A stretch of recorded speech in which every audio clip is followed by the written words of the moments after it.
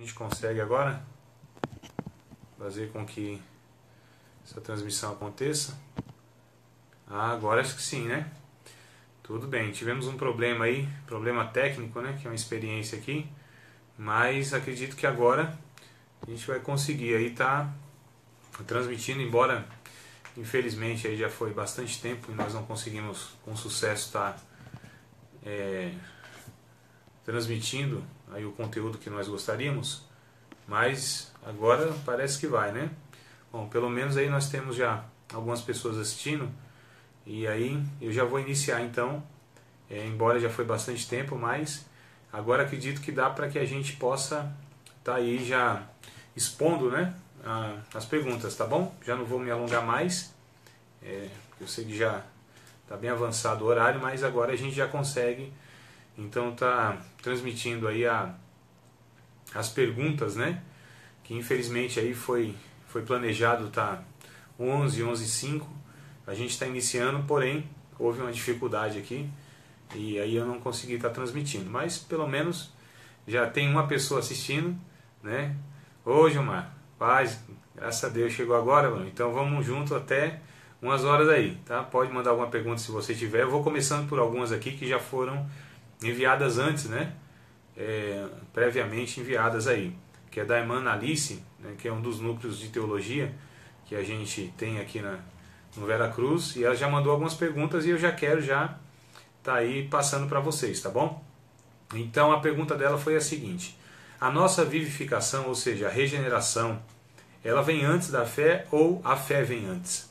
Né? Então, há aqui na verdade duas linhas de pensamento, uma é chamada de calvinismo e outra de arminianismo.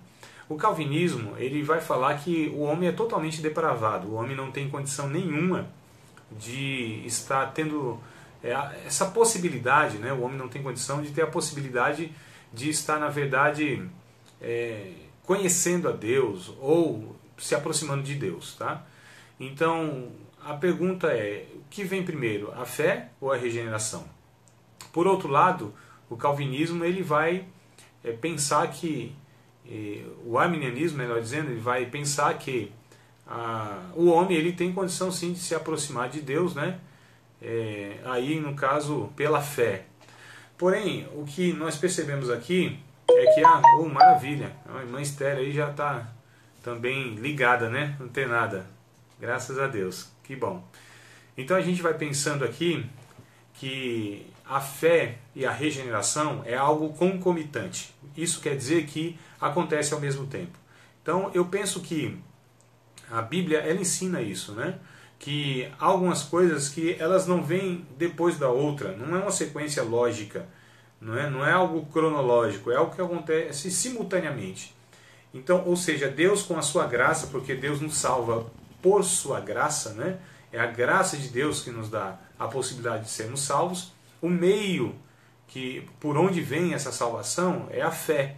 Então, Efésios 2:8 vai dizer que pela graça sois salvos, por meio da fé. Então a fé é um fio condutor. A fé é o que torna possível a graça ser recebida em nosso coração. Então é algo, no meu pensamento, que é concomitante. Então Deus ele vem sobre o homem, não é? Com a sua graça. Esta graça regenera o homem, mas ao mesmo tempo a fé também ela é dada ao homem por meio da graça. Então, na verdade, é algo que age concomitantemente. Não é algo que vem antes e vem depois, mas é algo que acontece ao mesmo tempo. A pessoa ela é regenerada, por ela ser regenerada, ela recebeu isso pela fé. Então é isso que eu entendo aqui como sendo algo que acontece ao mesmo tempo. A segunda pergunta que a mesma irmã Analice nos deu aqui é: como pode Deus condenar uma pessoa por toda a eternidade? Se Deus é Deus de amor. Bom, a pergunta aqui bem escabrosa, né?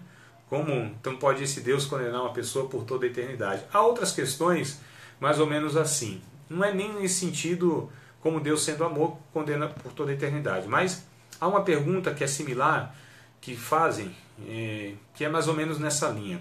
Bom, se o homem ele pecou contra Deus durante um período tão curto, não é? Que é esse período aqui da Terra, 70, 80, 90, que seja 100 anos, cento e poucos anos, como que Deus pegará esse homem, esse ser humano, e o lançará por toda a eternidade na condenação? O que nós temos que perceber é que, na verdade, ô Liliu, a Liliu está aqui também, saudade de você também, Liliu, paz. E a gente percebe então que, na verdade, o pecado foi contra um Deus eterno. Sendo contra um Deus eterno, merece o julgamento eterno. E outra questão aqui, que está na pergunta, na verdade, é como esse Deus pode condenar uma pessoa por toda a eternidade se ele é um Deus de amor. Muitos de nós faz essa separação entre o amor de Deus e a justiça de Deus. O caráter de Deus, ele não é esse caráter onde uma coisa exclui a outra. Ô pastor Deus, paz meu querido, Deus te abençoe também, obrigado aí pelo prestígio. Então olha só que coisa interessante, o amor de Deus não exclui a justiça de Deus, e a justiça de Deus, ela também é contida ou contém o amor de Deus, não é? Então é isso que a gente consegue aqui. Ô Ritinha, conseguiu também aí? Que bom, maravilha, ô glória. Então nós percebemos, amados, que o fato de Deus condenar um homem não quer dizer que Deus ele não é amor. Pelo contrário, o amor de Deus ele é tão perfeito que inclui a justiça de Deus, porque Deus é um Deus santo. É porque a gente está pegando aqui um aspecto do caráter de Deus, que é o amor, e outro aspecto que é a justiça. Elas não se contradizem, né? Elas na verdade se completam, se locupletam. Então nós percebemos aqui, na verdade, que esse Deus, por ser santo e ser amoroso, anuncia a todos os homens que se arrependam. Deus não lança ninguém aí para ser condenado de uma maneira injusta, né? E o homem, ele na verdade, o que ele merece após o pecado lá em Adão, o que ele merece na verdade é a condenação, e a condenação eterna. Deus salvando o homem, Deus está manifestando a sua bondade. Quando Deus ele julga este homem, é porque este homem merecidamente ele recebe a punição, porque este homem pecou contra Deus. Então, na verdade, a questão aqui não é nem Deus julgar o homem, é o homem ele já ser réu. A Bíblia diz que todos pecaram e destituídos estão da glória de Deus. Então a gente percebe aqui, na verdade, que o amor de Deus não exclui a sua justiça. Pelo contrário, o amor de Deus ele é perfeito e ele é justo também. E ele retribuirá justamente a cada um segundo as suas obras. Então Deus ele proveu a possibilidade. Ô Danilo, shalom meu amado, tudo bem? Que bom que você está aqui assistindo também. Pode ficar à vontade aí para interagir e fazer perguntas, tá? É um prestígio ter você aqui também essas horas com a gente, né? Então a gente percebe aqui, continuando, para eu não perder o raciocínio. Ô Ângela, estou aqui também te vendo, tá? A gente não perca esse raciocínio. Então a justiça de Deus não exclui, na verdade, ou melhor dizendo, o amor de Deus não exclui a sua justiça, né? E Deus, ele é justo e retribuirá o homem segundo aí o merecimento do homem. Mas a graça de Deus, a compaixão e a misericórdia de Deus anuncia a este homem que isso não precisa acontecer. Em Cristo é possível que o homem não seja aqui condenado segundo o que ele mesmo merecia ser condenado, né? Ô meu pastor, o bigodão aqui e a barbicha aqui é porque a gente está entrando aí pro ministério profético, tá certo? Ver se o óleo desce na barba de Arão, profético e sacerdotal. Claro que é brincadeira. Paz, pastor Mário. Então aqui para que eu tente, pelo menos, como eu disse, não é algo nada exaustivo, aprofundado, é quase que um bate-pronto, né? A pergunta e a resposta. Então só para que eu tente aqui não concluir, mas pelo menos dar um desfecho. Deus, ele é amor. E o amor de Deus, porque nós temos uma noção errada de amor. A noção que nós temos de amor, na verdade, é este amor que muitas vezes exclui a correção, exclui o castigo, né? E esse não é o amor bíblico, não é o amor de Deus, não. O amor de Deus, na verdade, e Deus, inclusive, ele corrige a todos quanto ama. Então a gente tem um entendimento bem distorcido do que é amor, né? Então o amor de Deus inclusive pune, o amor de Deus inclusive castiga, o amor de Deus inclusive, que não é destituído da justiça, exige também uma justa paga àquele que rejeita o amor de Deus.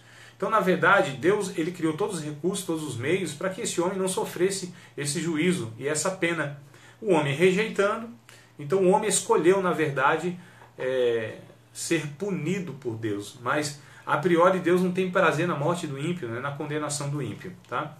Irmã Márcia também está aqui com a gente, que bom. Paz, minha amada. Olha que coisa boa. Já está interagindo aqui, né? Ela já manda aqui, então, um assunto sobre o fato de Deus condenar o homem, né? Pode Deus também perdoar e dar vida eterna ao homem que viveu nos caminhos errados e no último momento de vida, aqui, deixa eu ver se completo aqui, do vida do homem, este mesmo se arrepende dos seus pecados? Minha amada, claro que sim, sem dúvida. A Bíblia diz que ao homem está ordenado morrer uma só vez, né? Depois disso segue o juízo. Mas enquanto o homem não morre, enquanto há vida, há esperança. Né? E alguns têm um entendimento também errado de mérito. O problema, às vezes, do cristianismo é essa noção equivocada de mérito. Quer dizer, esse merecia, esse não merecia. Todos não merecíamos, na verdade, sermos salvos. No último momento, havendo arrependimento, há salvação. Não existe nenhum pecado, se este pecado ele é confessado, se há arrependimento, que o sangue de Jesus não possa perdoá-lo. Para um grande pecador, existe um grande salvador. Né? Para um grande pecado, há um grande perdão. Então, na última hora da vida, a consciência ainda, a respiração, a gente precisa lembrar do texto bíblico do ladrão, ou dos dois ladrões que estavam ali na cruz com Cristo, ou crucificados, melhor dizendo, com Cristo. A priori, o evangelista vai dizer que os dois zombavam de Cristo. Mas um começa a observar Jesus naquela cruz, observando a sua nobreza, dignidade. Não era como todos os outros, né, que praguejavam seus algozes, amaldiçoavam, blasfemavam de Deus. Ele percebeu que Jesus era diferente, só poderia ser um rei. Então, naquele último momento, ele reconhece que Jesus é um rei e diz para ele, né, lembra de mim quando entrar no teu reino. E aqui nesse reconhecimento de quem era Jesus, ele foi salvo na última hora. Então, e o prazer de Deus é salvar os homens, não é condenar ninguém.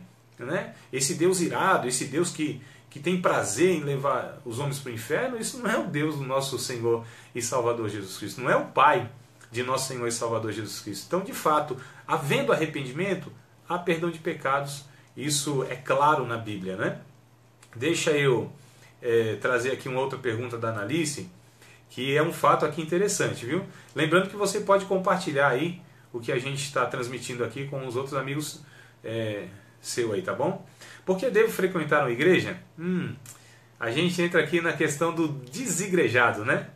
Alguns acreditam que não é possível um salvo ser desigrejado, e aí alguns elaboraram um termo assim, destemplado, desinstitucionalizado, né? Porque não seria possível um salvo ser desigrejado. Mas o entendimento aqui, eu entendo, que é justamente esse entendimento.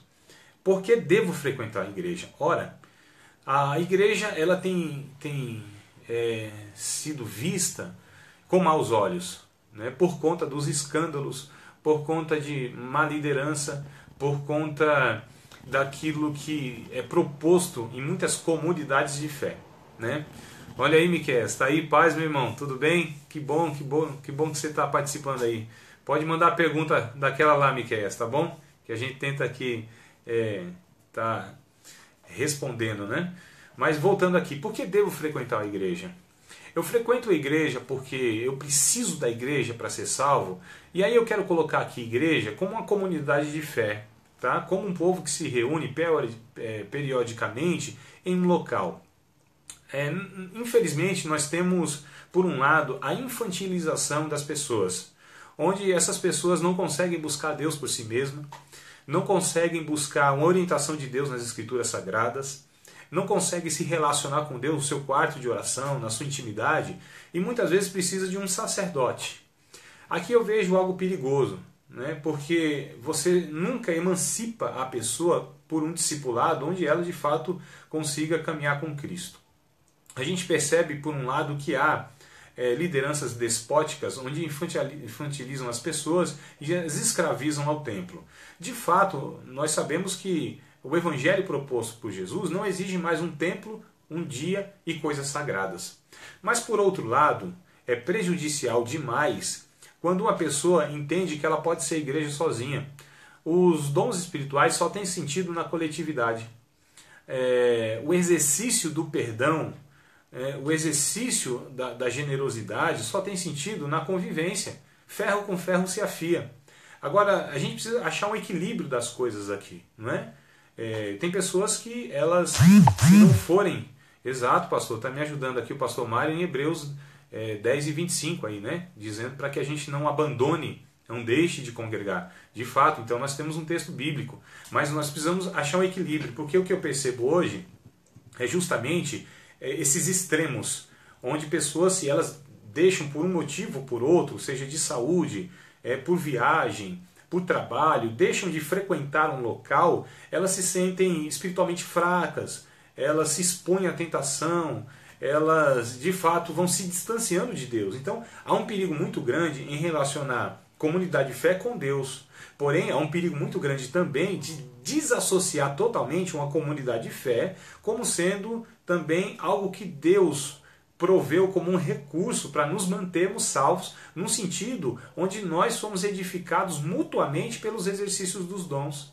1 Coríntios capítulo 14, verso 26 em diante, vai dizer assim: quando vocês se reúnem, um tem salmo, um tem doutrina, um tem língua, um tem profecia, faça-se tudo para edificação. Então os dons, eles só fazem sentido na coletividade. A adoração, né, ajuda mútua e tal. Então nós precisamos achar, na verdade, um equilíbrio.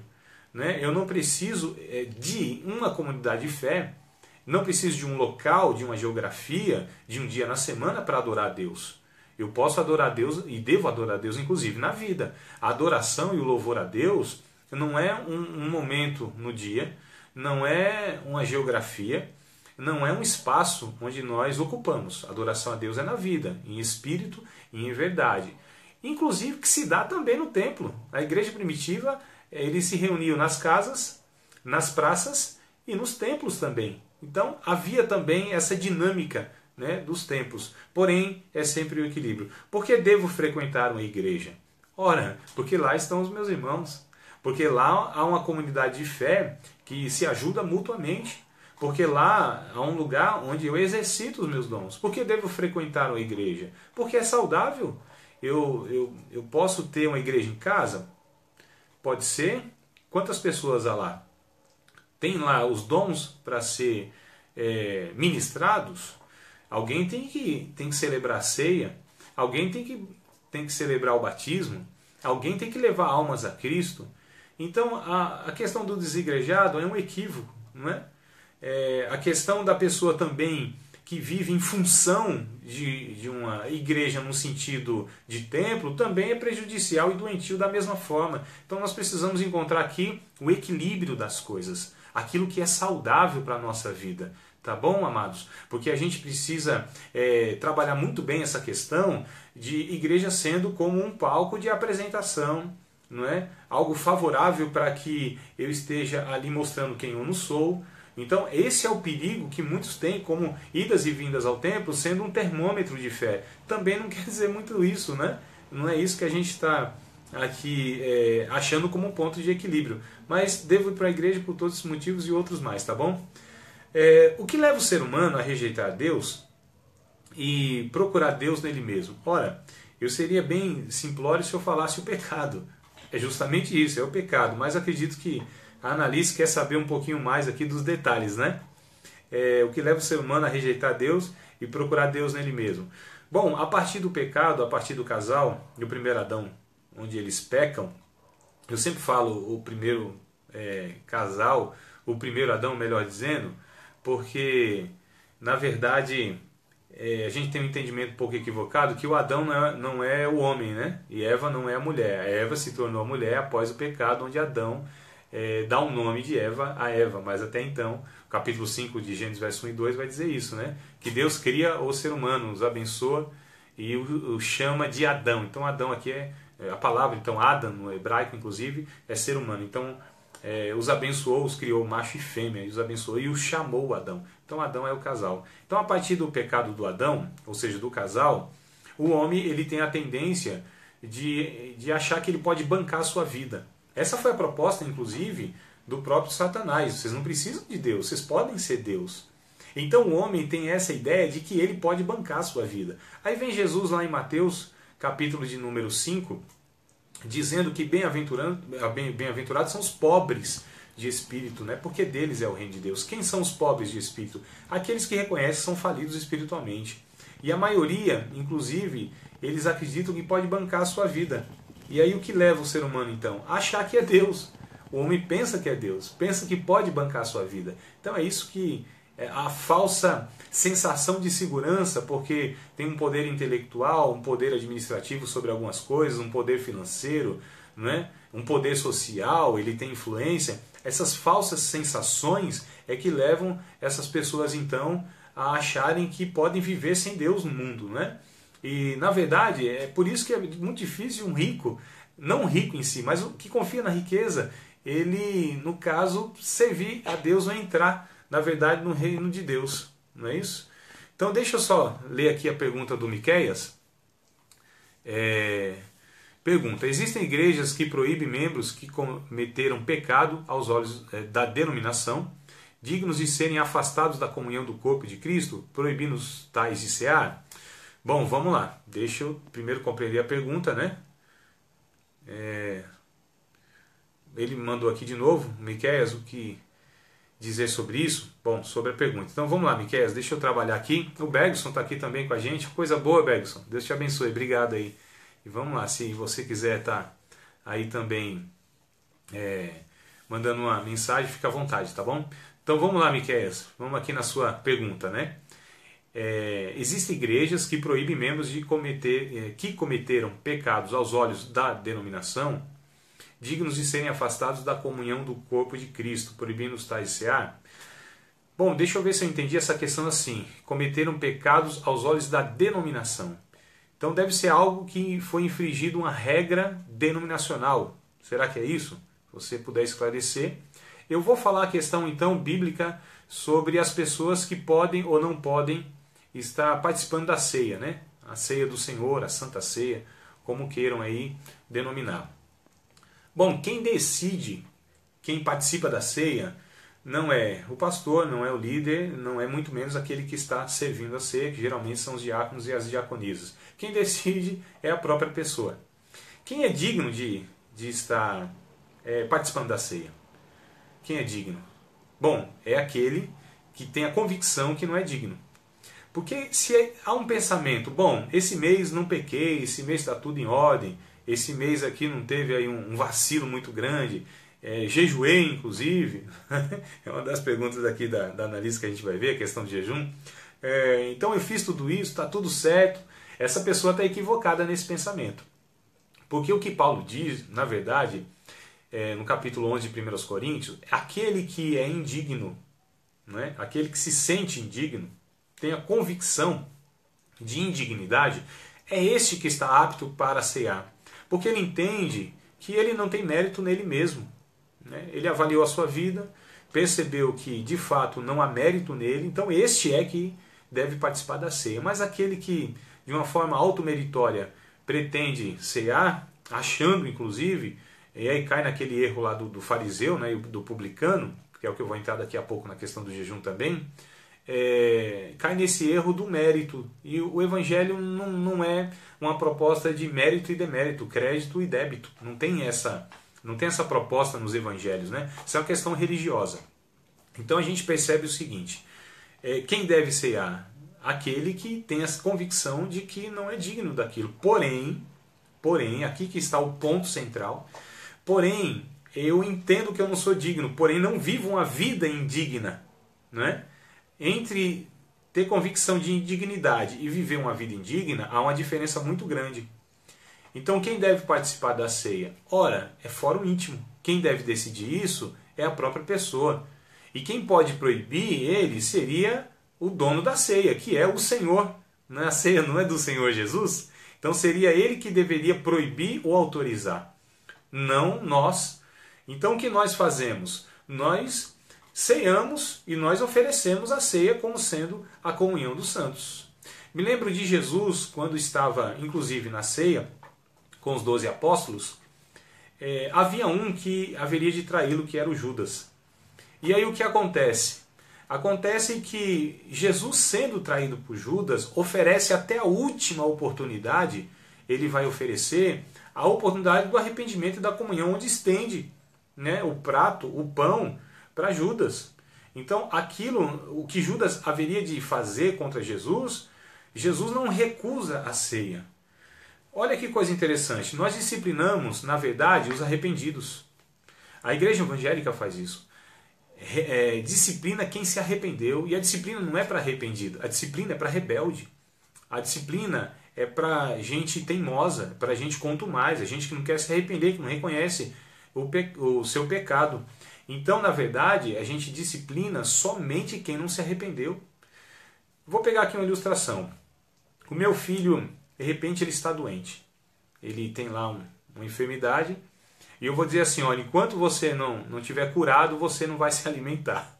Vou deixar aí você 90 dias, tá? 30 dias sem se alimentar. A gente faria isso com o nosso filho? Claro que não, isso é uma insanidade.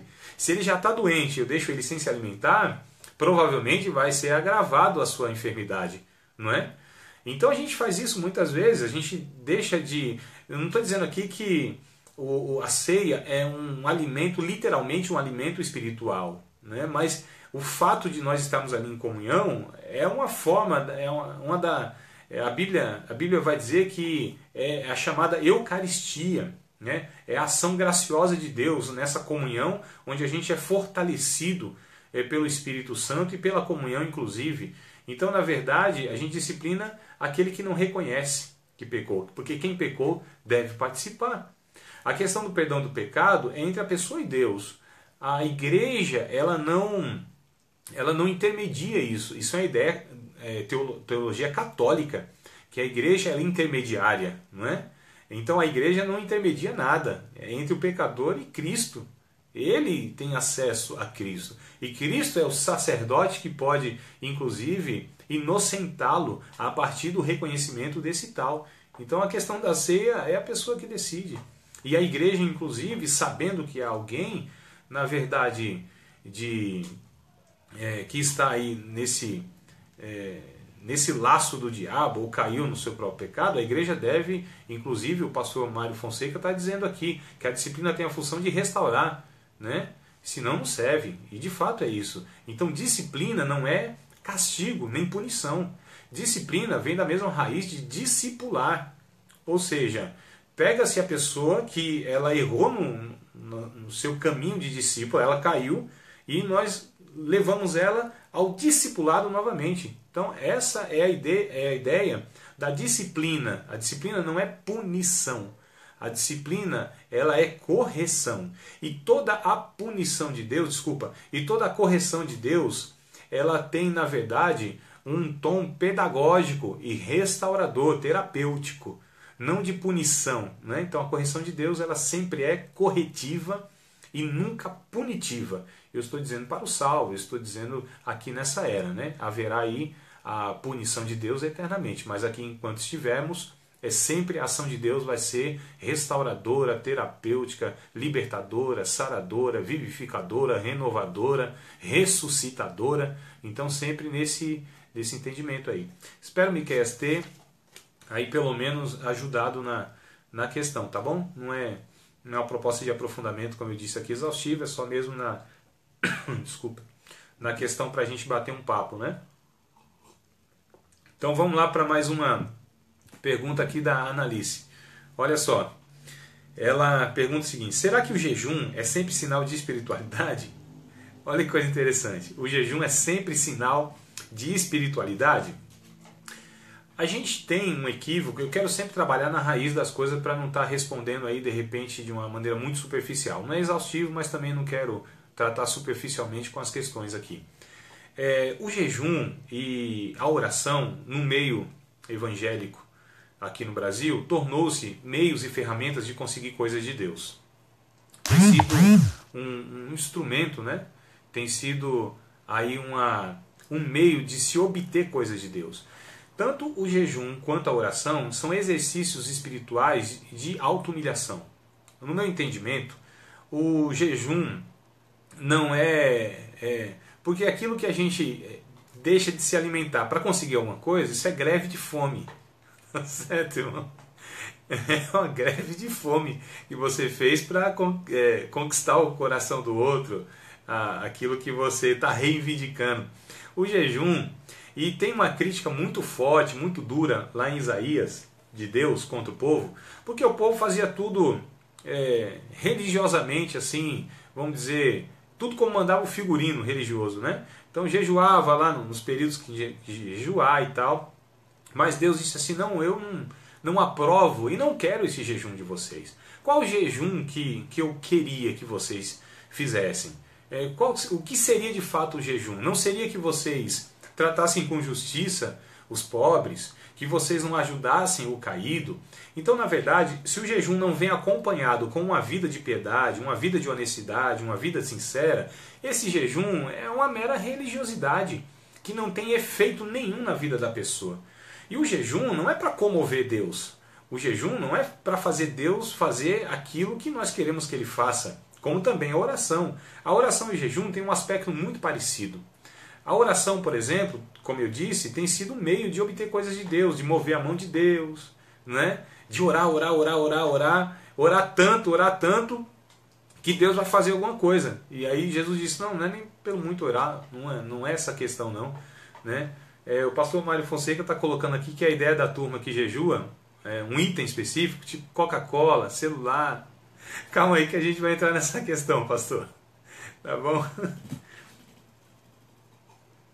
Deixa eu só tentar concluir aqui a questão do jejum em si, então, como a oração, que para mim são recursos que nós temos espirituais para nos beneficiar num âmbito muito mais pessoal do que nesse âmbito externo, nesse âmbito dos acontecimentos, dos feitos e tal. A oração, a maior bênção da oração não é a resposta em si da oração. A maior bênção da oração, na verdade, é entrar na presença de Deus, não é? A gente tem uma ideia que a oração então virou um mecanismo para que a gente obtenha de Deus algum benefício. E a oração, me parece que a beleza da oração é justamente esse orador se aproxima de Deus de uma maneira desejosa de desfrutar da comunhão e da sua presença. Eu sei que isso é uma maturidade que se alcança, porque nós vemos isso inclusive em Abraão. Abraão, ele tinha tido uma promessa de Deus, né? E é um perigo, né? Quando a gente agarra firme a promessa de Deus e vive por aquilo como se fosse a finalidade da vida, alcançar a promessa aqui nessa terra. E aí Abraão disse assim, olha, Senhor, já estou velho, faz aí uns 25 anos aí que o Senhor me fez uma promessa. Eu estou aqui, lógico, incrementando, não é bem assim, que não está escrito exatamente assim, mas a ideia mais ou menos é essa que estava na cabeça e no coração de Abraão. Eu não tenho herdeiro, está aqui o Damasceno Eliezer, o que o Senhor há de me dar? O que o Senhor vai me dar, Senhor? Aí Deus aparece para ele e diz assim, Abraão, eu sou o teu escudo e o teu grandíssimo galardão. O que Deus estava dizendo para Abraão não é o Isaac, não é o filho desejado, não é a promessa cumprida. Eu sou, Abraão, Yahvé, sou a tua grande recompensa. A maior bênção que você poderia receber sou eu. Então a oração deve ser um meio que nós temos de nos aproximar de Deus e desfrutar da sua bênção, que é a sua própria presença, que é a comunhão com Ele. Quando Paulo, no capítulo 12 da sua segunda carta aos Coríntios, ele tem uma dificuldade de fato na sua vida, não se sabe bem o que é, alguns entendem que é algo no seu psique, outro no seu corpo e tal, mas não vou entrar nesse mérito. A questão é que quando ele ora, e ele faz uma campanha de oração ali, né, 3 sexta-feira, aí da meia-noite até as 3 da manhã, 3 sexta-feira poderosa, ele faz a campanha de oração, ele diz, Senhor, tira esse espinho da minha carne. Olha, perceba, era um mensageiro de Satanás que Deus tinha permitido que fosse afligir o seu servo. E ele ora 3 vezes, e Deus chega para ele e diz assim, olha, pode parar de orar que eu não vou atender a tua oração não. A minha graça te basta. E Paulo entende então, né, que aquela situação adversa seria na verdade uma bênção na sua vida, né? Embora fosse aí um mensageiro de Satanás, mas o manteria bem... o pastor está dizendo que está amarrado. Que maravilha. O que está amarrado? O mensageiro de Satanás ou a campanha, pastor? Depois o seu me. Mas só para que a gente entenda aqui, deixa eu voltar na oração para que a gente entenda o jejum em si. Então a oração, ela se tornou infelizmente um meio de obter coisas de Deus, mas a oração, ela é uma possibilidade e uma realidade, e nós entrarmos na presença de Deus, que isso é a melhor coisa que existe, né? E esse meio aí que Deus nos deu para falar com Ele, que é a oração. E o jejum, semelhantemente, então tem esta função, vamos dizer assim, de auto nos humilhar, para que a gente perceba que nós não somos nada. Nós ficamos aí 6, 7, 8 horas sem se alimentar, já começa a debilidade física, biológica, né? E psicológica, inclusive. A gente percebe então que o jejum ele serve muito mais para nós do que em relação a Deus fazer alguma coisa. Então esse é o sentido, né? Será que o jejum é sempre sinal de espiritualidade? Não, nem sempre. A gente lembra daquele fariseu que subiu ao templo e ele disse assim, Senhor, eu dou-te graças, aí eu jejuo 2 vezes na semana, dou o dízimo e não sou nem como esse miserável pecador. E o miserável pecador não ousava nem levantar o seu rosto, mas batia no peito, tem misericórdia de mim, pecador. Jesus disse, qual dos dois que desceu justificado?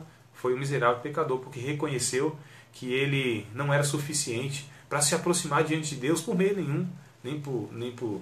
Aí já tem uma ideia errada, inclusive, de santificação, né, que a gente vai trabalhar daqui a pouco, a questão do que é santificação, essa ideia que eu posso me santificar tanto que eu me achego a Deus, como também eu posso jejuar tanto que eu posso obter coisas de Deus, que eu posso orar tanto que Deus ele vai atender a minha oração. Não, também não estou dizendo para que a gente não exerça a fé, a esperança, né? Essa questão de buscar de Deus aquilo que é sobrenatural, mas voltando também à questão do equilíbrio. Aqui cabe muito bem o equilíbrio das coisas. Agora o entendimento é que está errado, onde eu oro e por muito orar, ou por orar sempre é que Deus vai me usar. A gente coloca sempre essa questão de mérito, né? A pessoa sendo, a gente vive nessas expressões, né? Ungido, profeta, vaso, canal de Deus. Então, como se a pessoa tivesse algum mérito e Deus a usasse por conta daquilo. É claro que a pessoa vivendo uma vida piedosa, uma vida de comunhão com Deus, ela terá muito mais sensibilidade do Espírito Santo. Ela terá muito mais desejo, inclusive um coração muito mais aberto, ouvidos aguçados, né, espiritualmente, para identificar as ações de Deus na sua vida e também por ser usado por Deus. Mas não é que há um mérito nela. Inclusive, quem possibilita tudo isso é a graça. É sempre Deus agindo, é sempre Deus principiando, é sempre Deus que começa e acaba. É sempre Deus que é o autor e o consumador. É sempre Deus que é o alfa e o ômega. É sempre Deus que faz, que começa e leva a cabo, dá condições e recursos para que tudo seja feito. Ele opera tudo em todos, tanto querer quanto efetuar. Então tudo é mérito e obra de Deus e do Espírito Santo na vida da pessoa. Tá bom? Então a gente vai ver aqui. Gileade está por aí também. Olha que bênção. Vinícius também. Que maravilha. Deixa eu ver aqui. Bom, Gileade, eu vou depois salvar o vídeo aqui e você vê desde o começo, tá bom? E todos os demais. Vamos ver aqui sobre os dons para receber jejum, oração. Não, calma aí, sobre os dons. Para receber jejum e oração não adianta? Se não adianta, como ganhar? Opa, vamos ver aqui esse negócio também, tá? Antônio, Deus te abençoe, mano. Tá aí com a gente também, né? Vamos lá, então essa questão dos dons. Eu não sei se deixei alguma pergunta para trás. Se deixei, por favor, me lembre aí, tá bom? Mas vamos aqui então na questão dos dons. Bom, dons espirituais, a própria palavra já diz, é dádiva, é presente, não é? Então o que eu fiz para merecer esses dons? Nada, foi dado por Deus. Então, se eu orar eu consigo dons de Deus? Não consigo. Então não preciso orar? Olha a ideia equivocada que muitas vezes nós temos. Então nós estamos usando a oração para obter alguma coisa. Percebe que o entendimento sempre é esse? Bom, então eu vou orar porque consigo isso, acontece isso, Deus faz isso. Então a oração tem sido um meio para que a gente possa obter alguma coisa. É essa a ideia que é equivocada. A oração deve ser o recurso que nós temos para estarmos na presença de Deus. Aí que é o problema. Sempre esse problema. A gente pergunta assim, bom, você serve a Deus com medo do inferno?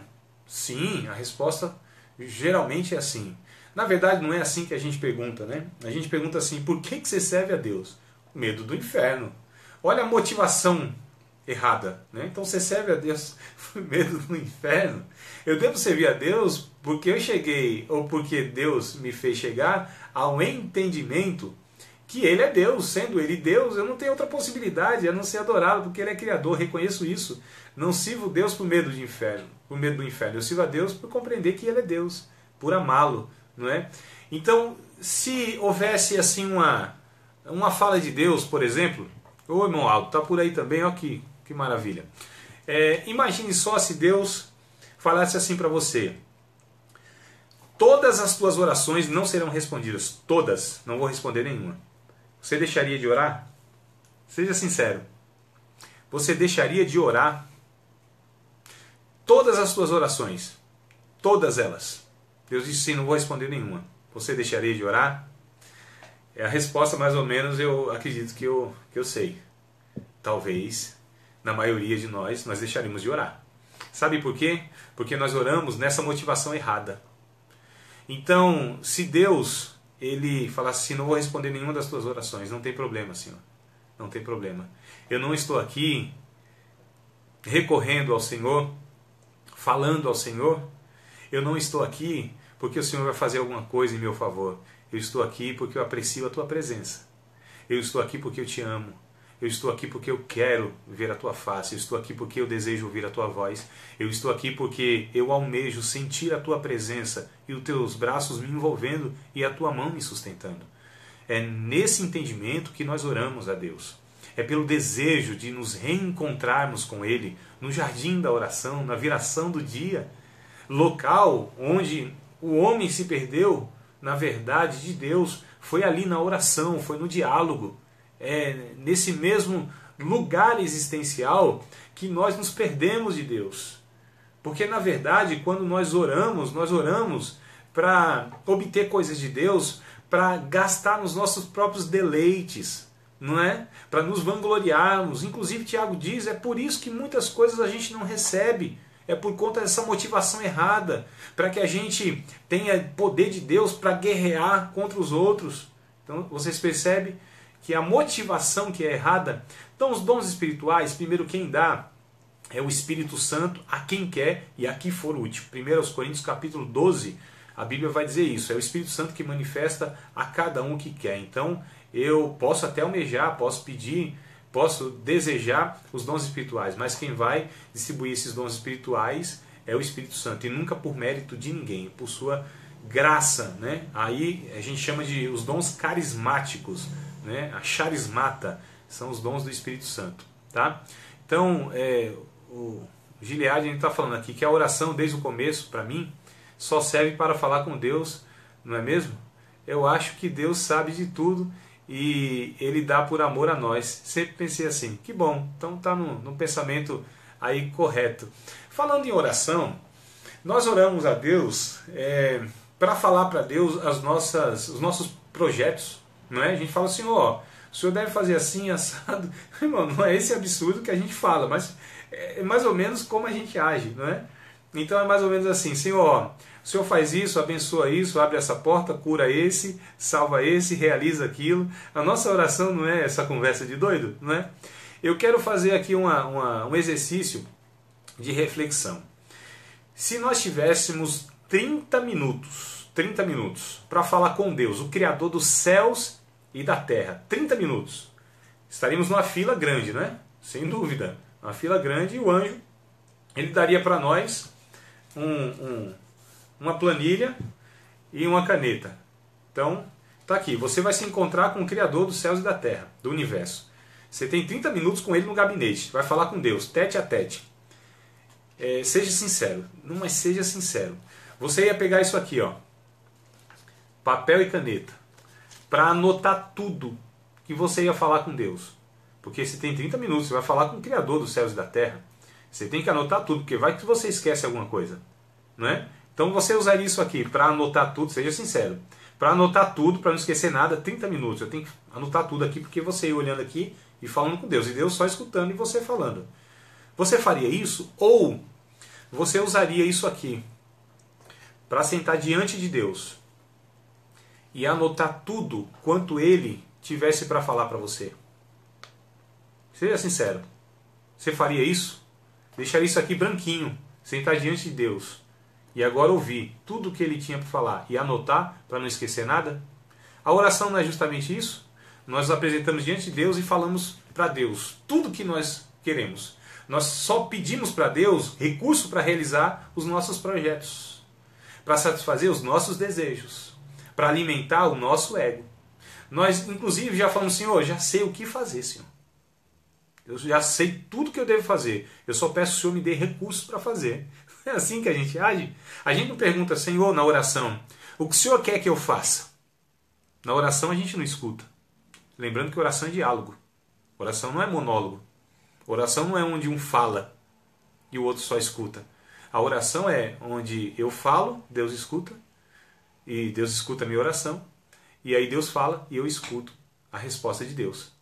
E aí sempre eu vou agir segundo a resposta de Deus, mas não segundo a resposta que eu quero ouvir de Deus. Aí que está o problema todo, não é? Então vamos lá. Gilmar, quanto mais oro, mais sinto a necessidade de orar, pois reconheço os limites de um homem. Isso é fato. Quanto mais na presença de Deus nós estamos, mais nós reconhecemos a nossa pequenez. Tá bom? Então, se quiserem aí enviar mais perguntas, eu estou aqui ainda disposto a ficar mais uns 10 minutinhos com você. Estão dizendo aqui que anotaria e perdia, né? Eu anotaria, desculpa, e pedia. Infelizmente, o ser humano é difícil de se lidar. Felizmente a gente quer do nosso jeito, não do jeito de Deus. Isso é um fato, isso aí quase todos nós somos assim. Quase todos nós. Houve uma pergunta do Vinícius, do núcleo lá de sexta-feira, núcleo de teologia, lá do Iguatemi, um dos nossos núcleos, né? A proposta, inclusive, dessas transmissões aqui é estar estendendo a possibilidade do curso teológico ou de questões teológicas, que elas sejam acessíveis a todo mundo aí que não tem condição, de repente, de estar lá numa sala de teologia, como nós temos aí semanalmente, né? Esses 6 núcleos, pela graça de Deus, mas dá essa oportunidade para que vocês tenham acesso também, tá bom? A respostas teológicas e tal. Mas querendo também, a gente tem aí algo muito acessível para vocês também. Mais uma pergunta do Vinícius, lá do Iguatemi. Ele perguntou o seguinte: no Antigo Testamento havia algumas ordens lá de Moisés a respeito de pessoas que tinham deficiências físicas, que elas não poderiam entrar no santuário, né? Participar ali de toda aquela liturgia e tal. Na verdade, Vinícius, não são as pessoas em si. A proibição, na verdade, não é nem a proibição, mas a restrição nessas pessoas que tinham, por exemplo, nariz chato, anões, membros demasiado grandes, né? Então essas pessoas não poderiam ser sacerdotes. Por quê? Havia uma discriminação? Não. O que havia ali, o sacerdote, ele era mais ou menos um modelo, um padrão, né? Então, na verdade, essas questões, inclusive, dificultaria também o exercício sacerdotal, que hoje tem-se uma ideia muito errada do que é o exercício sacerdotal levita, por exemplo, né? A gente sabe que na maioria das nossas igrejas chamam os músicos de levitas. Isso já não é mais possível por conta que o levita teria que ser oriundo da tribo de Levi, né? Tinha que ser lá descendente de Arão e etc. Então, se você não é judeu e também, além de judeu, não é da tribo de Levi, você não pode ser chamado de levita por conta disso. E outra questão, os levitas era quem, na verdade, fazia toda a manutenção, era o serviço braçal. Fazia-se a manutenção de montagem, desmontagem e manutenção em si do templo. Então, na verdade, eram oficiais braçais. Os levitas não tinham essa ideia de que eram músicos. Claro que posteriormente, quando Davi ele organiza aí, né, os corais, aquela coisa toda, ele vai estabelecer sacerdotes, levitas e tal. Mas mesmo assim eles nunca deixaram de fazer essa questão que era prioridade, não é música, tá? Então eu sei que hoje aí tem essa nomenclatura dos músicos de levitas, mas isso não é aceitável na teologia do Novo Testamento, tá bom? Então só para que a gente volte aqui para não perder o raciocínio. A gente então está falando a respeito de pedagogia. O Antigo Testamento traz muitos símbolos, né? Algo muito figurado. Então quando essas pessoas não poderiam, porque ele questionou o seguinte: no Novo Testamento entra uma pessoa com a mão mirrada lá no templo e aí Jesus cura. Ele perguntou, então Jesus não estaria contrariando Moisés? Não. Primeiro que ele está numa sinagoga. Não é? O texto de Lucas vai dizer que ele está numa sinagoga. Sinagoga não é necessariamente o templo. Tá? Sinagoga era pequenos prédios onde eles tinham outras finalidades que não era aquele sacrifício em si. Era orações, louvores e leitura da Torá, no caso, que surgiu inclusive depois aí do cativeiro babilônico, né? Possivelmente com Neemias e Esdras ali, que estão aí na elaboração dessas sinagogas e tal. Mas o que acontece é o seguinte, então isso é pedagógico, tá bom? Não há contradição entre Novo e Antigo Testamento. A Tatiane Santos está com a gente também aqui. Paz, minha amada, tudo bem, graças a Deus. Deixa eu ver aqui. Seria uma bênção se eu pudesse registrar também em um papel o que Deus falasse diretamente para mim. Que bom. Eu vou dar uma dica para vocês aí então. Na verdade, Deus ele já anotou tudo pra gente. Tá aqui, ó. É que são vários papeizinhos, né? Então são vários papéis e eles estão aqui, tá bom? Só pra gente descontrair um pouco, mas é verdade. Aqui são as anotações de Deus. E aí a gente deveria então estar vendo mais aí essas anotações. Bom, deixa eu ver aqui mais um comentário. Falamos que Deus, através do Espírito Santo, revela a sua palavra para nós. O jejum aumenta ou melhora a nossa interpretação? Eu ouvi falar que quando se estuda com fome, não conseguimos gravar ou estudar direito, pois a fome atrapalharia o nosso organismo na concentração.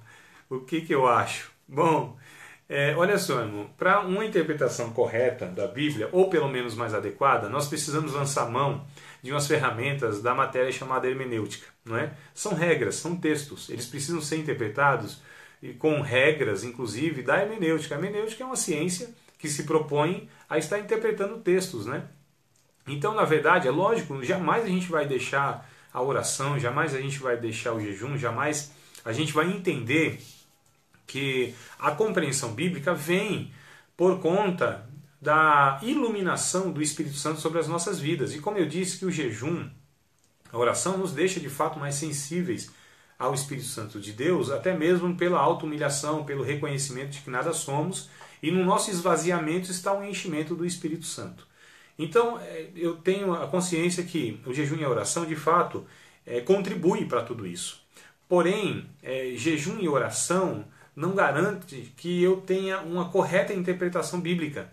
É necessário, de fato, um estudo, né? A interpretação, o estudo, ele de fato vai me dar recursos para que eu tenha uma compreensão mais adequada. A gente não está falando de um livro onde há um misticismo no evangelicalismo no Brasil que é assim: Deus vai falar comigo e aí eu abro a Bíblia em qualquer canto, né? Há uma prática ainda em muitos cristãos, infelizmente, há essa prática errônea, que a Bíblia não precisa ser estudada, né? Que a teologia é algo que é anti-Deus, que não é espiritual. Assim um absurdo pensar isso, mas infelizmente está na cabeça de muitos cristãos no nosso país essa questão que o estudo da palavra fará com que o estudante se afaste de Deus. É uma incoerência, né? É um absurdo.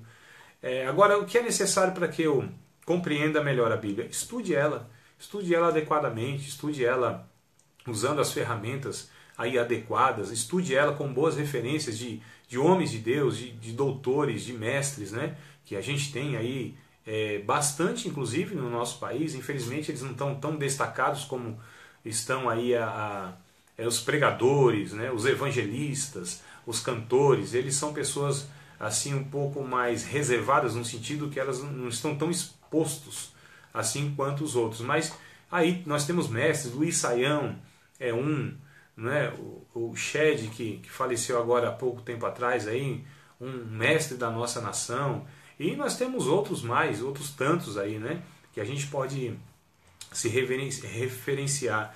Maurício Zagari é um dos que está se despontando agora, Jonas Madureira, nossa, nós temos muitos aí. Então nós precisamos, esses são os dons de Deus para a igreja, na verdade, são os mestres, né? Então os mestres nos auxiliam nessa questão aí. A gente também não pode, de uma maneira individual e sozinho, achar que pode ter condição de estar tendo uma interpretação mais adequada da Bíblia sem esses irmãos. Então o dom aqui ele é repartido, né? A gente ensina e a gente aprende. Enquanto eu discipulo, eu sou discipulado. Enquanto eu ensino, eu também sou ensinado. Então a gente precisa também, claro, jejum, oração, mas Bíblia aí, o estudo bíblico também é necessário, tá? Deixa eu ver se eu acho aqui mais alguma questão. Bom, segundo Efésios 1:13, Jumar, somos ou fomos selados pelo Espírito Santo da verdade. Nessa linha de raciocínio, podemos afirmar que já estamos salvos? E se porventura se afastar dos caminhos, podemos afirmar que não foi de fato selado, ou liberto, ou natural ou é natural um homem recair? Bom, vamos por parte aqui. Efésios capítulo 1, verso 13, vai dizer então que depois que nós ouvimos o evangelho da nossa salvação e nós cremos em Jesus, né, tendes nele crido, fosse selados com o Espírito Santo da promessa. Então quem foi selado é propriedade de Deus, é salvo.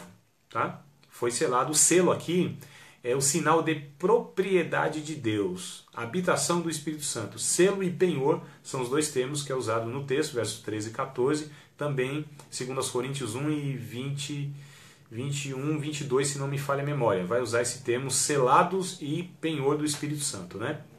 Então, de fato, uma pessoa salva, ela precisa ter o Espírito de Cristo, precisa ser selado por Cristo, né? Nesse sentido que o Espírito Santo é a habitação nela, ela já é propriedade de Cristo. Então, selo é a ideia de propriedade, tá? Então, acho que é a primeira resposta aí da pergunta, né? Então, somos salvos? Sim, sim, somos a habitação do Espírito Santo, temos o Espírito de Cristo, somos salvos, nós somos salvos, tá? Eu posso afirmar isso hoje, 1 Coríntios 1,18. Paulo disse, eu não me envergonho do Evangelho de Cristo, né? A pregação da cruz é loucura para os que perecem, mas para nós que somos salvos é o poder de Deus. Então nós somos salvos e nós já temos a eternidade em nossa vida. 1 João capítulo número 5, verso 11, 12 e 13, vai dizer mais ou menos assim: Filhinhos, eu vos escrevo para que saibais que tendes a vida eterna. Quem tem o Filho tem a vida, quem não tem o Filho não tem a vida.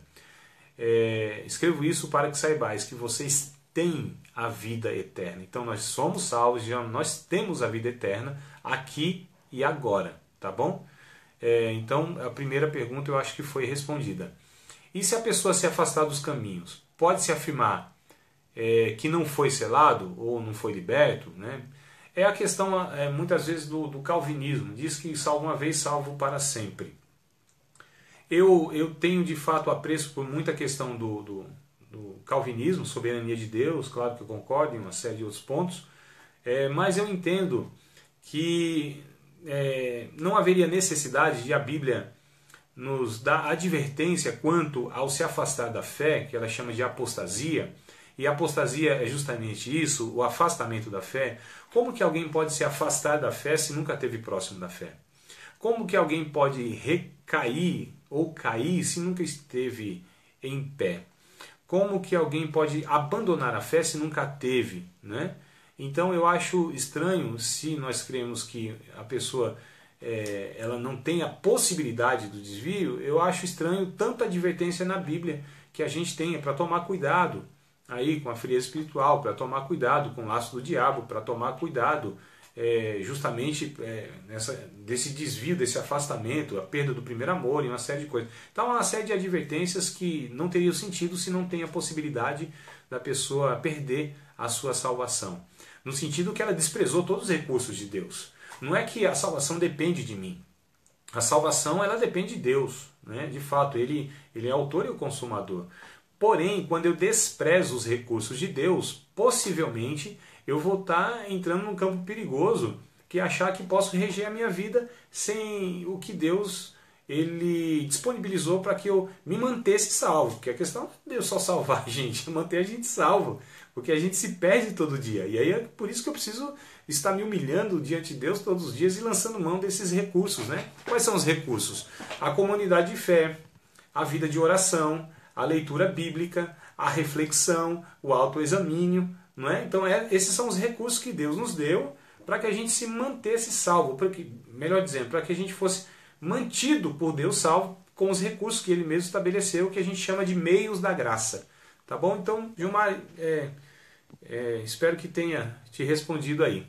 André, sobre a salvação, aqueles que aceitam Jesus e morrem desviado, ele tinha seu nome no livro da vida, ou ele nunca teve o seu nome lá? Já que Deus sabe de tudo, creio que ele não escreve e apaga toda hora, se é assim que funciona. Não, não é assim que funciona, isso é um fato. Não funciona assim, né? Tô salvo, não tô salvo, tô salvo, não tô salvo. Né? Bem me quer e mal me quer. Então, vai que cai no mal me quer, né? Vai que só sobra uma pétala e cai no mal me quer, não tem o que fazer. Então, na verdade, não é se tô salvo e não tô salvo. Né? Não é essa questão pequei e não tô salvo. Não pequei e tô salvo. Mesmo porque quem quer que não peca? Então, não existe essa questão. Mas, só para ver se eu entendi aqui, se eu consigo também resumir. Então, essa pessoa tinha o seu nome no livro da vida, né? Ela aceita Jesus e morre desviado. Bom, aceitou Jesus, o fato não é só aceitar. A questão é permanecer em Cristo. Aquele que permanece em Cristo, né? Aquele que está em Cristo e permanece em Cristo, então esse jamais terá o seu nome apagado do livro da vida. A questão é que também não tinha sentido essa frase que há no Novo Testamento, onde a preocupação, inclusive lá em Apocalipse, uma das 5 igrejas chamado Apocalipse ali da Ásia Menor, que diz que a pessoa sendo fiel, o seu nome não seria apagado do livro da vida. Então olha só, há uma possibilidade, claro que há, mas não é que Deus escreveu e apagou, mesmo que isso é simbólico, não é algo literal, mas a questão é, a pessoa salva, há uma possibilidade dessa pessoa se perder no meio do caminho, tá bom? Pelo menos é aquilo que penso. Bom, amados, eu não sei se haverá ainda alguma pergunta, né? Não quero aqui prolongar, se houver pergunta, eu continuo respondendo aqui. Se não, eu quero agradecer aqui a audiência aí de alguns poucos, mas tão prazerosos, né? E vocês foram aqui para mim.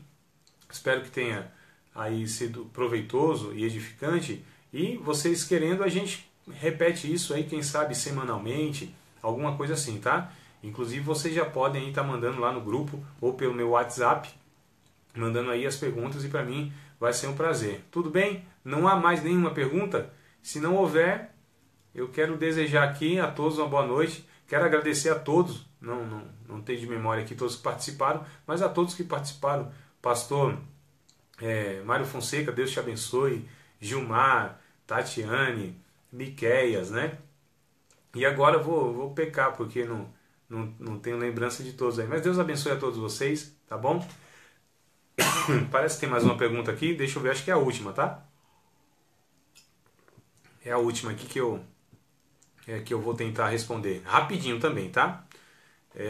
Vamos lá. É sobre o pecado. Jesus falou para sermos santos como ser santo pecando. Vamos lá então. Eu acho que vale a pena a gente estar aí gastando mais uns 3, 5 minutinhos no máximo, né? Quem achar que vale a pena, dê um like aí. Só para eu saber se vocês vão ficar comigo aqui ou se vão saindo de 10 em 10. Vamos lá, irmão. Vale a pena gastar 3 ou 5 minutos? Isso, um likezinho aí. Pelo menos tem que ter 4 likes, né? Isso, pastor. Olha aí que coisa boa. Bergson. Maravilha.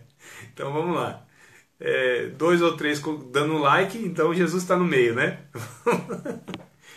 Como é possível então sermos santos, né? Mesmo pecando? Bom, a questão é a seguinte, isso é a última aqui, ó. Não se preocupa não que é a última. A ideia, pastor Márcio, está aí também, olha que maravilha. Vamos lá. A gente precisa entender o que é ser santo e o que é viver uma vida em santidade. Viver uma vida em santidade não há pessoa que nunca peque, isso não existe. Não há possibilidade de ninguém nunca pecar. A Bíblia vai dizer que se dissermos que não temos pecado, nós fazemos Deus mentiroso.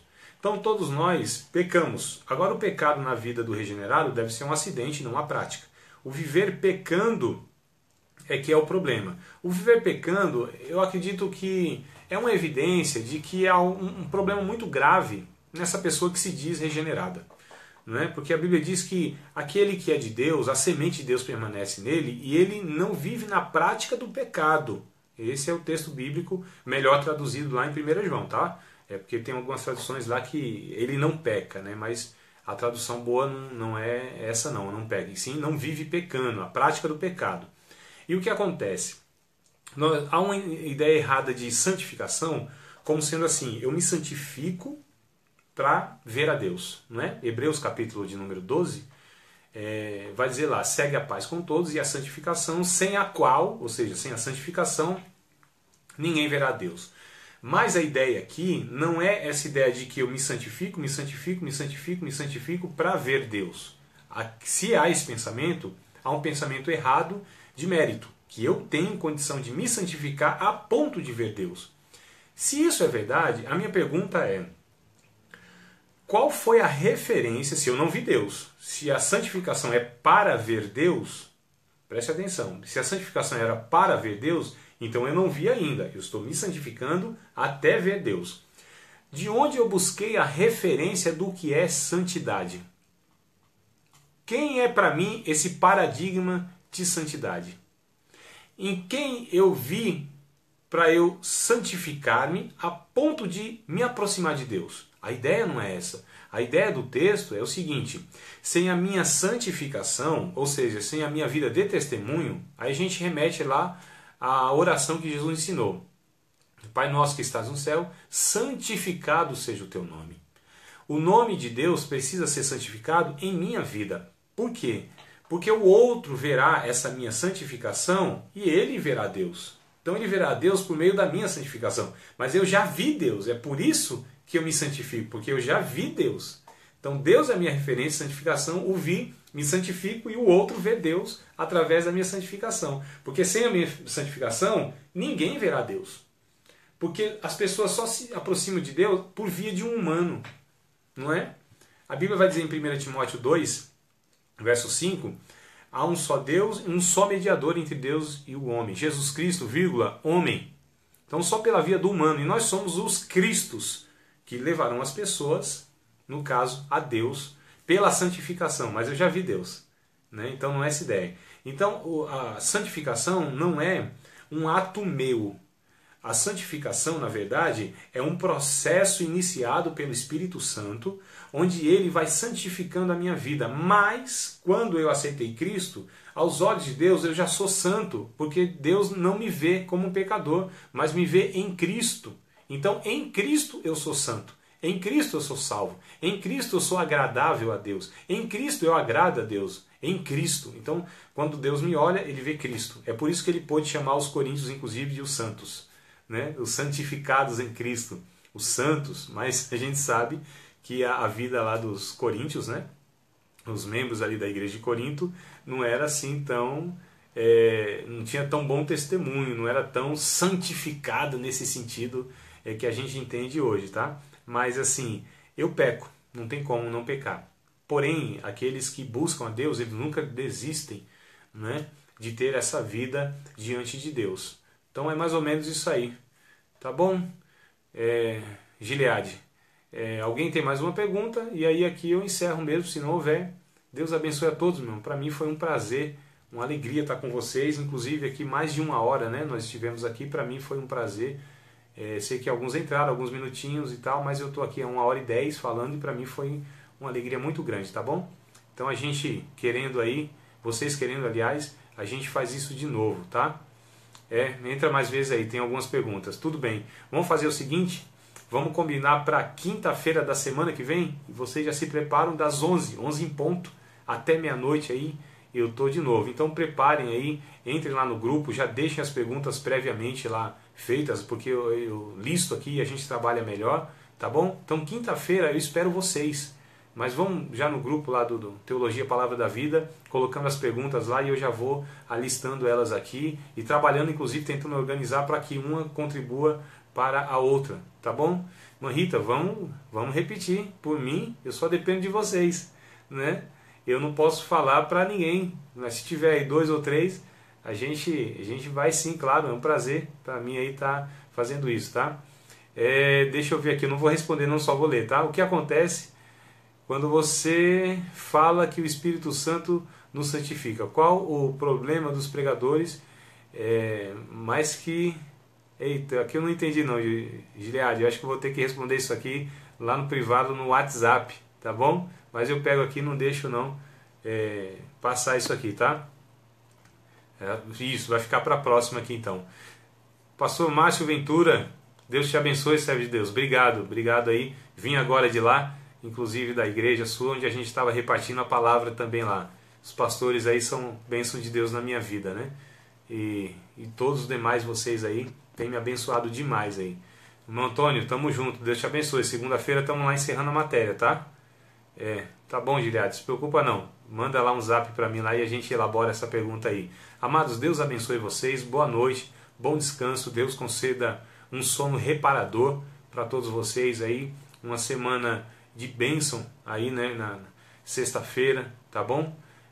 Tudo bem, pastor Márcio? Eu também entro mais cedo, porque eu entrei tarde, varão. Você chegou aí, mas eu também tinha me enrolado aqui. Foi a primeira vez, me compliquei um pouco aqui na live, mas a gente conseguiu, graças a Deus. Mas vamos lá, quinta-feira que vem então, pode estar aí convidando outros, né? Espalhando aí aí essa possibilidade da gente estar conversando na próxima quinta, às 11 horas, tá bom?